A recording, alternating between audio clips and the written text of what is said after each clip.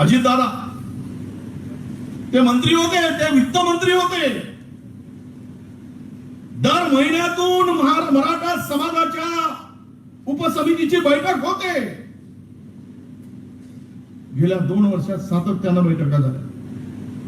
पाहिजे ते पैसे दिले गेले. मराठा समाजाच्या पोरांच्या कर्जासाठी 12,500 कोटी रुपये कर्ज रूपाने वाटले गेले अण्णासाहेब पाटील महामंडळाच्या माध्यमातून. आणि त्यांना द्यायला विरोध आहे. जरांगे पाटील तुम्हाला सांगतो, तुम्ही तिजोरी लुटून द्या, त्या लाडला घेऊन जा, त्या विखे पाटलांना घेऊन जा, जेवढा लुटता येईल तेवढा लुटा, आमचा तुम्हाला विरोध नाही. पण 52% ओबीसी असताना आमच्या पोरांसाठी 500 कोटी. आणि आमचा हा फडणवीसजी सांगतो माझा डीएनए ओबीसी आहे. खरंच डीएनए ओबीसी असेल फडणवीस साहेब, तुम्ही त्यांना 12,500 कोटी दिले. अरे आमच्या वाट्याचा 52% धरून आमच्या पोरांना नोकरी मिळत नाही किंवा रोजगारासाठी 25,000 कोटी दिले असते तर तुमचा आम्ही जाहीर सत्कार केला असता आणि खरंच तुमच्यामध्ये काहीतरी ओबीसीचे गुण आहेत आम्ही समजलं असतं. ते दिले नाही.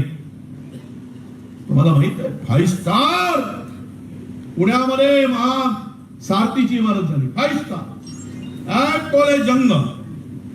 आणि इकडे महाज्योतीची किरायाच्या घरात हे सुरू आहे. 700 कोटी रुपये खर्च करून इमारत बांधल्या गेली. अद्ययावत सुविधा, सारथीची इमारत पुण्यात, 300 कोटीची इमारत नाशिक मध्ये. आणि ओबीसीला घंटा वाजवायला होता आम्हाला मंदिरात येऊन. वाजवा रे वाजवा, घंटा वाजवत बसा.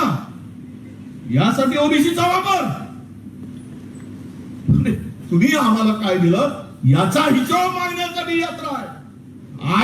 तरी आहे जनगणनेसाठी, पण याचा सुद्धा हिशोब मागण्यासाठी. अरे वाचले ना तुम्ही, बाबासाहेब आंबेडकर नावाचा हा महापुरुष जन्माला आला नसता आणि ते संविधानामध्ये तुमच्यासाठी तरतूद केली नसती 340 का कलमानुसार, तर तुम्हाला कोण विचारलं असतं? तुम्ही गेलेच होते वाहून. देवा धर्माच्या नावाने तुमचा वापर मुठभर लोक करत आहेत. ते तुमच्या रक्षणासाठी करत नाही तर ते स्वतःच्या रक्षणासाठी या देशातील ओबीसीचा वापर करताय. म्हणून तुम्हाला विनंती आहे, अरे दान पेटीला आता दान टाकू नका. वाटल्या द्यायचं सगळे भक्ती उभारून आली असेल तर चेक न द्या, पण दान पेटी टाकू नका. सोना टाकाल गेला सोडून, चांदी आहे दिलेली. यांना जर त्या देवाची भीती वाटली असती, त्या देवाची भीती त्या मंदिरात असणाऱ्या मंदिराच्या ट्रस्टला, मंदिराच्या पुजाऱ्यांना वाटली असती तर चोरी झाली असती का? झाली असती का? त्यांना भीती वाटत नाही आणि तुम्हाला भीती वाटते देवाची, कारण तुमच्या मनामध्ये देवाच्या नावाची भीती तयार केली. डर के मारे मंदिर में, डर के मारे मंदिर में जाओ मत, श्रद्धा से मंदिर में जाओ. डर के मारो जाओगे तो लुटेरे तुमको, लूटने वाले लोग वहां बैठे हैं, तुमको लूटने के लिए तैयार है. आणि म्हणून तुम्हाला जर लुटणारी आहे, तुमच्या भीती पुढे लुटणारी आहे, तुम्हाला भीती दाखवून लुटणारी आहे, असं नाही केला तर तसं होत. आणि तो पंडित दर्शन करता करता हात पसरवतो मंदिरात आणि तोच तुमच्याकडे भीक मागतो आणि तुम्ही देवाकडे भीक मागायला चालले. काय भेटणार तुम्हाला? आणि हळूच 500ची नोट दिली तर लपून कमरेला असा गुंडाळतो, पत्ता लागू देत नाही, गपचूप मध्ये गुंडाळून मारून देते 500ची नोट, खचकन मारते कमरे.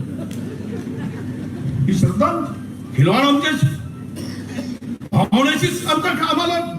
प्रत्येक मंदिरात चोरी होतात, प्रत्येक मंदिरात. काल पाहिलं आम्ही, कालच्या ठिकाणी कालच बातमी 18 कोटीची एका मंदिरात लूट. म्हणजे एकही मंदिर सोडत नाही. मंदिर यांना लुटण्यासाठी आणि आमच्या भावनेशी खेळण्यासाठी. म्हणून तुम्हाला सांगतोय मी, काल परवा एक बातमी तुमच्या सोशल मीडियावर आता झळकेल, 2 लाख कोटीचे मालक झाले आसाराम पासून तर राम रहीम बागेश्वर पर्यंत. किती? 2 लाख कोटीचे. जर 2 लाख कोटीचे मालक हे होत असतील, हा पैसा कोणाचा आहे? अरे कोणीही, हे मुठभर आहेत ना उच्चवर्णीय, हे पैसे कधीच दान देत नाही. दान देतो आमचा माणूस, उपाशी राहील पण मंदिरात दान टाकेल.